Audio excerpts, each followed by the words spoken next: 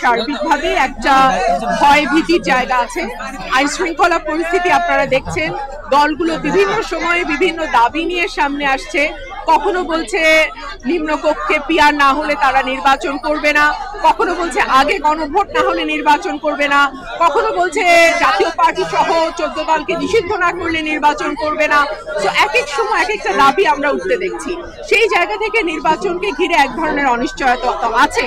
এছাড়া আমরা লক্ষ্য করছি যে ধরুন যারা এই মুহূর্তে সরকারি নেই, কিন্তু তারা 53 বছরে বাংলাদেশ স্বাধীন হওয়ার পর এখন পর্যন্ত যেই সুযোগ সুবিধা কখনো পায়নি, তারা কিন্তু এখন সেই সুযোগ সুবিধা পাচ্ছে। তো এই জায়গাটা ছাড়তে হয়তো অনেকেই রাজি না নির্বাচন নিয়ে। সে কারণেই এক ধরনের প্রশ্ন মানুষের মধ্যে আমি লক্ষ্য করি। যার সঙ্গে আমার দেখা হয় জিজ্ঞেস করে আপা নির্বাচনটা কি হবে, এই প্রশ্ন মানুষের মধ্যে আছে।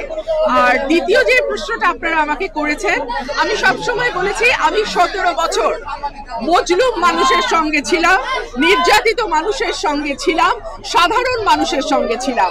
আমার টেলিফোন নাম্বার কোনো বিদেশি নাম্বার ছিল না, কিংবা আমি বিপদ দেখে টেলিফোন বন্ধ করে লুকিয়ে গেছি, তেমনটাও 17 বছরে কেউ বলতে পারবে না। আমার নেতা কর্মীদের সঙ্গে আমি ছিলাম, আছি এবং ভবিষ্যতেও থাকবো। তারা যেই সিদ্ধান্ত নেবে সেটাই আমার সিদ্ধান্ত, এবং তাদের সিদ্ধান্তই নির্ভর করবে আমার আগামী রাজনীতি কোন পথে যাবে।